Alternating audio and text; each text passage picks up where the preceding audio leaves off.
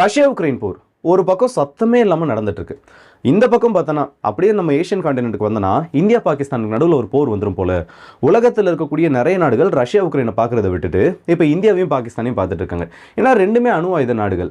இவங்க ரஷ்யாவுக்கும் உக்ரைனுக்கும் நடுவில் போர் நடந்தால் கூட ரஷ்யா நினைச்சாதான் அந்த இடத்துல அணு ஆயுதங்களை வீச முடியும்.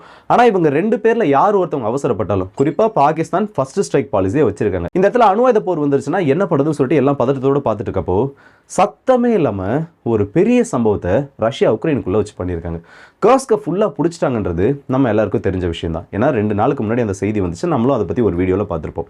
ஆனால் கர்ஸ்கை ரீகேப்சர் பண்ணதோடு மட்டும் இல்லாமல் அடுத்ததாக ஒரு ஃப்ரண்ட்டை இந்த சுமி ரீஜியனில் கர்ஸ்க்கு பேரலாக ரஷ்யா ரொம்ப பெரிய அளவில் ஓப்பன் பண்ணியிருக்காங்க.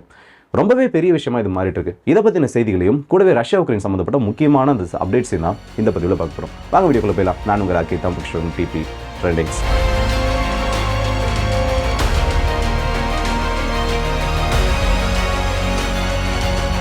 உக்ரைனோட கர்ஸ்க் இன்வேஷன்ன்றது ஒரு பெரிய அடியை ஜெலன்ஸ்கிக்கும் அவரோட ராணுவ அதிகாரிகளுக்கு கொடுத்துருக்கு அந்த டைமில். இப்போ இதோட அடுத்த கட்டம் என்ன? ஏன்னா கர்ஸ் கூட ரஷ்யா நின்றுட்டா சரி, அவங்களோட பகுதிகளை பிடிச்சது மட்டும் இல்லாமல் உக்ரைனோட டிஃபென்ஸ் லைன்ன்றது இப்போ பார்டர் ஒட்டி அத்தனை பகுதிகளையும் ரொம்பவே வீக்காக இருக்குது. அதாவது இந்த கர்ஸ்க் இன்வேஷனை பண்ண ஆரம்பிக்கிறதுக்கு முன்னாடி உக்ரைனோட பார்டர் கார்டு எந்த இடத்துல அந்த அளவுக்கு சேஃப்டி அச்சீவ் பண்ணியிருந்தாங்களோ அது எல்லாத்தையுமே இப்போ உக்ரைனே சுத்தமாக கெடுத்து வச்சிருக்காங்க. ஸோ இந்த கர்ஸ் பேட்டிலோட டெஃபீட்ன்றது இந்த இடத்துல எதிரொலிக்க ஆரம்பிச்சிருக்கு. இப்போ உக்ரைனை பொறுத்த வரைக்கும் கர்ஸ்க் ஒட்டியுள்ள பகுதிகள் 4 முக்கியமா பிரிக்கலாம். இந்த சுமியோட நார்த்தன் சைடில் இருக்கக்கூடியது பிலோபோலியான்னு சொல்லக்கூடிய ஒரு முக்கியமான செட்டில்மெண்ட். இது ரஷ்யா உக்ரைன் பார்டரான டெக்கினோல இருந்து வெறும் 20 கிலோமீட்டர் தொலைவுகளில் இருக்கக்கூடிய பகுதி. இதுக்கு அடுத்தபடியா சுமியோட வெஸ்டர்ன் சைடில் இருக்கக்கூடிய கிரான்ஸ்னோபோலியா, இது ரஷ்யா உக்ரைன் பகுதியிலிருந்து, அதாவது அந்த ஆக்சுவல் பார்டர்ல இருந்து ஒரு 30 கிலோமீட்டர்கள் தொலைவில் இருக்கக்கூடிய பகுதி. இதை நீங்க பேரலா மேப்ல நீங்க வச்சு பார்த்தீங்க, இல்ல மேப்ல நான் சொல்றக்கூடிய அந்த பகுதியெல்லாம் சர்ச் பண்ணி பார்த்தீங்கன்னா ஒரு பா ஷேப்ல வர மாதிரி ஒரு ஃபார்மேஷனை உருவாக்கும். இந்த பா ஷேப்புக்குள்ள தான் சுமியோட அந்த சென்ட்ரல் டவுனும் இருக்கு. இப்போ ரஷ்யாவுக்கு இது எந்த அளவுக்கு முக்கியமான ஒரு அஃபென்சிவ். ஆக்சுவலாக அந்த அஃபென்சிவ் பற்றி நான் இன்னும் சொல்லலை, அதை ஃபர்ஸ்ட் சொல்லி முடிச்சிடறேன். ஸோ இந்த பா மாதிரி இருக்கக்கூடிய அந்த செட்டில்மெண்ட்ஸ் நீங்கள் பார்த்தீங்கன்னா இதுக்கு நடுவில் வரக்கூடிய அந்த இடத்தோட அளவு மட்டும் 300 400 ஸ்கொயர் கிலோமீட்டர் வரலான்னு சொல்கிறாங்க. இந்த 300 400 ஸ்கொயர் கிலோமீட்டருக்குள்ள முக்கியமான 60 செட்டில்மெண்ட்ஸ் இருக்குது. சின்ன சின்ன டவுன்ஸ், சின்ன சின்ன சிட்டிஸ், சின்ன சின்ன கிராமங்கள், இந்த மாதிரி 60 செட்டில்மெண்ட்ஸுக்கும் அதிகமாக இருக்குது. இதை நான் ஏன் இந்த அளவுக்கு அதிகமாக சொல்கிறேன்னா, இந்த 2 பகுதிகளையும் ரஷ்யா அவங்களோட ஆர்ட்லரி ஸ்ட்ரைக்கை இப்போ தொடங்கியிருக்காங்க. ஏன்பா இதுக்கு முன்னாடி நிறைய தடவை சொல்லியிருக்கேன் ஆர்ட்லரி ஸ்ட்ரைக் நடந்துட்டு இருக்குன்னு. அப்போ அதை விட இது ஏதாச்சும் பெருசாக நடக்குதுன்னா அதை விட பல மடங்கு தீவிரமான ஆர்ட்லரி ஸ்ட்ரைக் நடந்துட்டு இருக்கு. குறிப்பிட்டு சொல்லணும்னா இந்த பிலோபோலியா பகுதி, இதில் கடந்த ஒரு 4 to 5 மணி நேரத்தில் மட்டும் 60 to 70 முறைக்கும் அதிகமான ஆர்ட்லரி குண்டுகள் அந்த ஒரு பகுதியை மட்டும் நோக்கி வந்து விழுந்து வெடிக்க ஆரம்பிச்சிருக்கு. இந்த ஒரு இடத்தை ரஷ்யா குறி வைக்கிறதுக்கு முக்கியமான காரணம் இல்லை, இந்த ஒரு பகுதியை ரஷ்யா சுற்றி வளைக்கிறதுக்கு இல்லை சுற்றி வளைக்கணும்னு நினைக்கிறதுக்கு முக்கியமான காரணம் ரஷ்யா உக்ரைன் பார்டர்ல இருந்து நியரஸ்ட் பாயிண்ட்ல இருக்கக்கூடிய ஒரு டவுன்னா இது மட்டும்தான். இந்த பகுதியிலிருந்து பிரியக்கூடிய அந்த கிளை ரோடுகள் இல்லை முக்கியமான அந்த ஸ்டேட் ஹைவேஸ், நேஷனல் ஹைவேஸ்ன்றது எல்லாமே நேரடியாக சுமி ரீஜனோட சென்ட்ரல் டவுன் ஆக்சஸ் பண்ணுது. சென்ட்ரல் டவுன் ஆக்சஸ் பண்ணிட்டோம்னா அங்கிருந்து இதுக்கு கீழே சொன்னல வெஸ்டர்ன் பகுதியான கிரான்ஸ்னோபோலியா, அதையும் ரஷ்யாவால் ஆக்சஸ் பண்ண முடியும். ஸோ இந்த 2 முக்கியமான டவுன்ஸை இப்போ ரஷ்யா அடுத்தது அவங்களோட கண்ட்ரோலுக்கு கொண்டு வந்துட்டாங்கன்னா அடுத்த ஒரு மாகாணமான சுமியில இவங்களால அவங்களோட இன்ஃப்ளூன்ஸை அதிகப்படுத்த முடியும். இந்த இடத்துல உக்ரைனோட டிஃபென்ஸ் லைன்ஸ் இல்லை உக்ரைனோட டிஃபென்சிவ் பொசிஷன்ஸ்ன்றது ரொம்பவே கம்மியாகி இருக்கிறது. இப்போ ஒரு ஆடட் அட்வான்டேஜாக ரஷ்யாவுக்கு மாறி இருக்கு.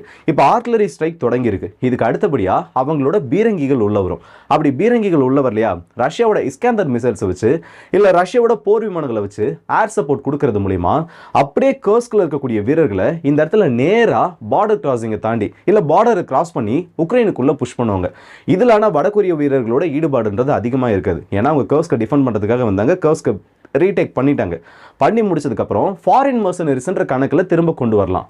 இதை கொண்டு வந்தா இன்டர்நேஷனல் கம்யூனிட்டியால இதுக்கு ஏதாச்சும் பண்ண முடியுமா? ஏன்னா வடகொரிய வீரர்கள் உள்ள வந்து சண்டை போடுறாங்கன்னா அது நார்த் கொரியாவும் இன்வால்வ் ஆன மாதிரி தான். இது அமெரிக்கா அலோவ் பண்ணுவாங்களா இல்லை இதுக்கு உலக நாடுகள் ஏதாச்சும் எதிர்ப்பு தெரிவிக்குமான்னு பார்த்தோன்னா யாரும் எதுவும் சொல்ல மாட்டாங்க. ஏன்னா அவங்க உள்ள வரது எல்லாமே ஃபாரின் மர்சனரிஸ் கணக்கில் தான் வருவாங்க. அதாவது கூலிக்காக வேலை செய்கிறவங்க. அவங்க கிட்ட நான் காசை கொடுக்குறேன், எனக்காக அவங்க சண்டை போடுறாங்க. இந்த ஒரு கேட்டகரியில் சிம்பிளாக முடிச்சிடலாம். ஸோ இப்போ உக்ரைன் பண்ண ஒரு பெரிய தப்பு அவங்களுக்கு கர்ஸ்கோட டெஃபீட்டில் மட்டும் முடியல. இப்போ நேரடியாக அடுத்த ஒரு பிராந்தியத்துக்கான இல்லை அடுத்த ஒரு மாகாணத்துக்கான கேட்டையும் ரொம்பவே ஒய்டாக ஓப்பன் பண்ண ஆரம்பிச்சிருக்காங்க. இந்த ஆர்ட்லரி ஸ்ட்ரைக் நான் நடந்துருக்குன்ற சொல்கிறத நிறைய பேர் வந்து சாதாரணமாக எடுத்துக்கலாம். ஆனால் என்னைக்கு இந்த மேற்கில் இருக்கக்கூடிய பிலஃபுலியா அந்த ஒரு டவுன் ஆனது விழுதோ அன்னைக்கு சுமிக்கான கெட்ட நேரம் ஆரம்பிச்சிருச்சுன்னு சொல்லலாம். ஏன்னா இப்போ நெகோசியேஷன்ஸ் எல்லாமே ரொம்ப நெருக்கத்தில் வந்துருச்சு. ஆல்ரெடி ரஷ்யா உக்ரைன் போரில் ட்ரம்ப் வந்து ரொம்ப தீவிரமாக செயல்பட்டு இருக்காரு. திடீர்னு பார்த்தோன்னா ரெண்டு தரப்பு என் பேச்சை கேட்கலன்னு சொல்றாரு, திடீர்னு பார்த்தோன்னா புதின் நான் சொல்றதை கேட்பார்னு சொல்றாரு. ஸோ இந்த அளவுக்கு க்ளோசஸ்ட் பாயிண்ட்ல வந்து நிற்கிறப்போ உக்ரைன் இப்போ பீஸ்க்காக ப்ளீட் பண்ண ஆரம்பிச்சிருக்காங்க. எப்படியாவது எங்களுக்கு அமைதியை கொண்டு வந்து கொடுத்துருங்க. ஏன்னா இதுக்கப்புறம் அவங்களால ஒன்றுமே பண்ண முடியாது. ஆல்ரெடி அவங்களோட எலைட் யூனிட்ஸ் எல்லாத்தையும் இழந்துட்டாங்க. இப்போ அது மட்டும் இல்லாமல் அவங்களோட எலைட் சோல்ஜர்ஸ்க்கு நிறைய இடங்களில் ஃபண்டிங் போகிறதுல பிரச்சனை இருக்குது. சமீபத்தில் நம்ம ஒரு செய்தியை சொல்லியிருப்போம். ஜெலன்ஸ்கி வந்து அட்மிட் பண்ணியிருந்தாரு, இந்த இடத்துல சில கரப்ஷன்ஸ் நடந்திருக்கிறது உண்மைதான், அதுக்கான என்கொயரி நாங்கள் ஆரம்பிச்சிருக்கோம், கூடிய சீக்கிரத்தில் அதுக்கான யார் யாரெல்லாம் அதில் ஈடுபட்டிருக்காங்களோ அவங்க எல்லாரையும் நாங்கள் தண்டிப்போம்னு சொல்லிட்டு. ஸோ இந்த கரப்ஷன்ஸ் எந்த அளவுக்கு ஒரு பெரிய டிசாஸ்டரில் இப்போ கொண்டு வந்து விட்டுருக்குன்னா, இந்த ஃப்ரண்ட் லைனில் சண்டை போடுவாங்கல்ல அந்த வீரர்களுக்கு 2 மாதத்துக்கான அந்த ஊதியம், அந்த ஃப்ரண்ட்லைனில் சண்டை போடக்கூடிய வீரர்களுக்கு அந்த 2 மாதத்துக்கான ஊதியம் போக முடியாத இல்லை அனுப்பப்படாத ஒரு நிலைமையில் இருந்துட்டு இருக்கு. ஆக்சுவலாக இது வந்து அந்த இடத்துல சண்டை போடுறவங்களோட அந்த மாரலே உடைச்சிடும். ஏன்னா தாய்நாட்டுக்காக என்னதான் சண்டை போட்டாலும் அவங்களுக்குன்னு தனியாக குடும்பங்கள் இருக்குது. அதுக்கு இந்த சேலரின்றது மஸ்ட்டாக தேவை. அதுவும் இந்த வார் டைமை பொறுத்த வரைக்கும் அவங்களுக்கு நிறைய இன்சென்டிவ் அந்த மாதிரி எல்லாமே வரும். ஆனால் அவங்களுக்கான பேசிக் பேவே கடந்த ஒரு 2 மாதமாக கொடுக்கப்படாமல் இருக்குது. இந்த நிலைமையில் ரஷ்யா இந்த மாதிரி இன்னும் ப்ரெஷரை மவுண்ட் பண்ணுறது ஜெலன்ஸ்கிக்கு மண்டையை போட்டு பிச்சுக்க வைக்கும். இது எல்லாமே வந்து இந்த கர்ஸ்க் இன்வேஷனால் மட்டுமே நடந்தது தான். இதில் வந்து எத்தனை எக்ஸ்பேக்டரை நீங்கள் எடுத்து சொன்னாலும் கர்ஸ்க் இன்வேஷன் தான் இதில் ஃபஸ்ட்டு ஒரு ஃபேக்டராக வந்து நிற்கும். அவங்க பண்ண அந்த ஒரு தப்பு இப்போ இந்த இடத்துல ரிஃப்ளெக்ட் ஆகிட்டு இருக்கு. இது மட்டும் கிடையாது. இதை வந்து இப்போ இந்தியா போரோட நிறைய பேர் வந்து இல்லை இந்தியாவுக்கு வரப்போகிறதா சொல்லக்கூடிய அந்த போரோட நிறைய பேர் வந்து ஒத்து பேசிட்டு இருக்காங்க.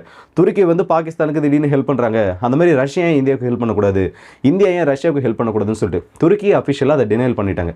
ஆனால் துருக்கி இந்த இடத்துல நம்பவே முடியாது. இந்த இடத்துல பக்காவான கேம் பிளேயர் இல்லை பக்காவான பச்சு வந்தீங்கன்னா துருக்கி மட்டும்தான். யூஎன்லேயே பார்த்தாச்சு காஷ்மீரில் அவங்க என்ன பண்ணுவாங்க, இல்லை காஷ்மீர் விஷயத்தில் அவங்க என்ன பண்ணிட்டு இருக்காங்கன்றது. இந்த இடத்துல இந்தியாவுக்கு ரஷ்யாவுக்குமான இருக்க அந்த அலையன்ஸ்ன்றது பழைய காலகட்டம் மாதிரிலாம் கிடையாது. நம்ம வந்து ரஷ்யாவை பொறுத்த வரைக்கும் 1970s வந்து நமக்கு பெரிய உதவிகள் பண்ணிட்டாங்க. இந்த மாதிரி நமக்கு வந்து ஏகப்பட்ட உதவிகள் நம்ம இன்னைக்கு இருக்குன்ற நிலமையில இந்த நிலமையில இருக்குன்னா அதுக்கு ரஷ்யா தான் காரணம்னு சொல்லுவோம். அது எல்லாமே உண்மைதான். ஆனால் அப்போ இருந்த ஜியோ பாலிட்டிக்ஸ் வேறு, இப்போ இருக்கக்கூடிய ஜியோ பாலிட்டிக்ஸ் கம்ப்ளீட்டாக வேறு. 2000வது ஆண்டுகளுக்கு முன்னாடி வரைக்கும், அதாவது சோவியத் யூனியன் உடஞ்சதுக்கு அப்புறம் கூட, அப்போ சைனான்றது ஒரு பெரிய பவர் ஹப்போ எக்கானமியோ எதுவுமே கிடையாது. அப்போ இது இந்தியா ரஷ்யா நினச்சிருந்தாங்கன்னா அவங்களுக்குள்ள எந்த மாதிரி ஒரு டிஃபென்ஸ் டைஸை எந்த மாதிரி ஒரு டீலை வேணால் எடுத்துகிட்டு வந்துருக்க முடியும். ஆனால் எப்போ பொருளாதாரத்தில் சைனா முன்னேற ஆரம்பித்தாங்களோ, எப்போ ஒரு பெரிய மார்க்கெட்டை ஆக்சஸ் பண்ணுறதுக்கான கேட்வேவை அவங்க திறந்து விட்டாங்களோ, அப்போதைக்கு இன்டெரக்டாக இந்த உலகத்தோட கண்ட்ரோல், ஏன் உலகத்தோட மொத்த குடும்பமே சீனா கிட்ட தான் இருக்குது. எல்லாம் என்ன நினச்சிட்டு இருக்கீங்க, அமெரிக்கா தான் பெரிய ஹப்பு, ரஷ்யா தான் பெரிய ஹப்பு, யூரோப் தான் பெரிய ஹப்பு, இவங்களால தான் இந்த உலகம் நடக்குதுன்னு நினச்சிட்டு இருக்கீங்களா? கிடையவே கிடையாது. இந்த இடத்துல சைனா சத்தமே இல்லாமல் ஒட்டுமொத்த மார்க்கெட்டையும் அவங்களோட கையில் வச்சுருக்காங்க. எப்படி குதிரை ஓட்டுறமோ அந்த கயிறு தன்னோட கையில் பிடிச்சிட்டு மொத்தத்தையும் கண்ட்ரோல் பண்ணணும், உலக மார்க்கெட்டை சைனா கண்ட்ரோல் பண்ணிட்டு இருக்காங்க. ஒரு கடைக்கு போயிட்டு 10 பொருள் எடுக்கிறேன்னா அதில் 8 பொருள் மேட் இன் சைனா தான்.